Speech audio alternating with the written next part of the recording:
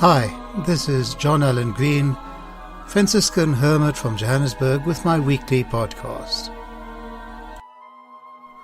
October 1994, and my life was to take on a new direction. Like Jesus, I too would find myself thrust into the wilderness. It all started with a pilgrimage to Israel to walk in the footsteps of Jesus.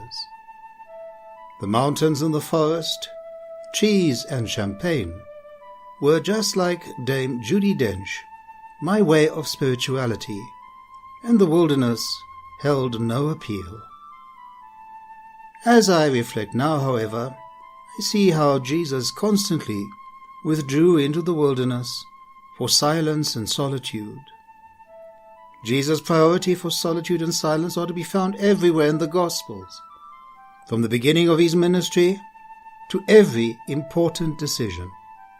It was in solitude and silence that Jesus dealt with painful emotions like grief, the constant demands of his ministry. Silence and solitude was how Jesus cared for his own soul, and how he taught his disciples, and finally, how he prepared for his own death on the cross.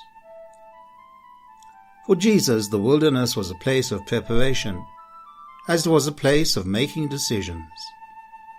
In the kingdom of this world, we see how it is greed, power, and prestige that rule a world of domination, as we see in the temptations of Christ. In this worldly kingdom, there are all kinds of distinctions created by our human society.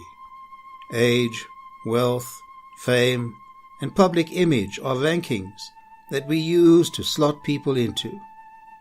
Nearly every society in history of the world has developed its own ugly class or caste system.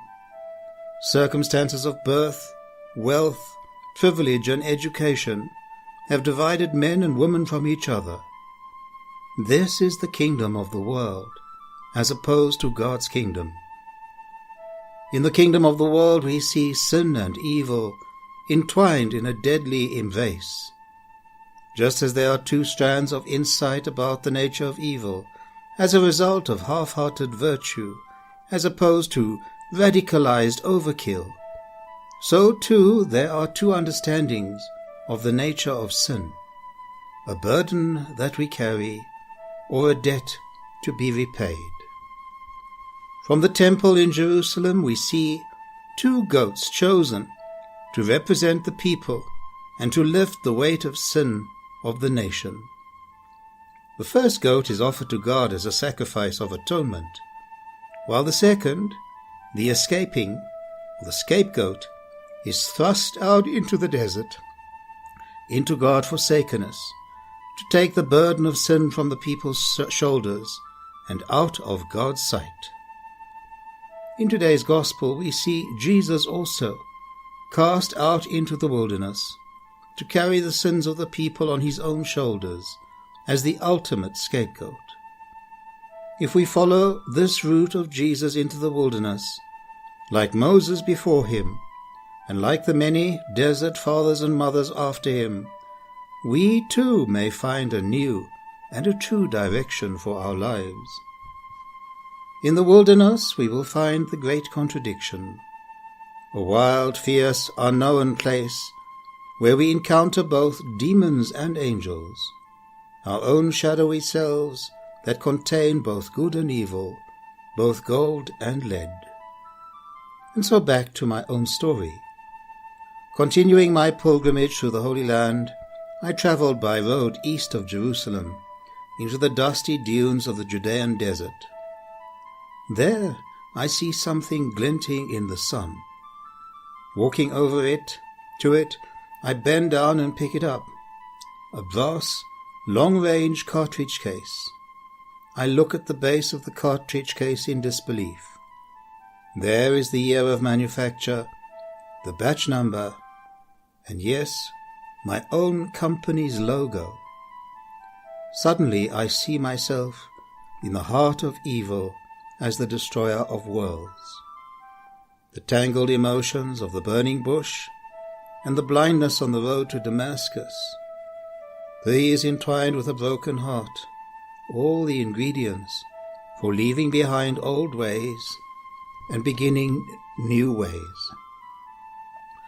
It's never an easy thing to look into the mirror of who we have become, what we believe, what we truly desire, and where the footsteps of our journey will end. Wanting to see the best of ourselves, there are so many masks that we wear and creeds that we quote, all to hide our doubts, our loneliness, and our disappointments. This journey of Lent, a pilgrimage into the wilderness, is a process of redirecting our journey, of seeking answers, of seeking new ways and new encounters. Opening ourselves up to something new, we must, of course, let go of something old, awful, to hold on to a moment just long enough so that we may open ourselves up to the vulnerability of showing ourselves to another. Frightening. But Jesus has gone before us. Jesus shows us the way. Do not be afraid. The Word of God and the promise for every day of the year, 365 times. Do not be afraid. Come, follow me. May the Lord grant you peace through your Lenten journey.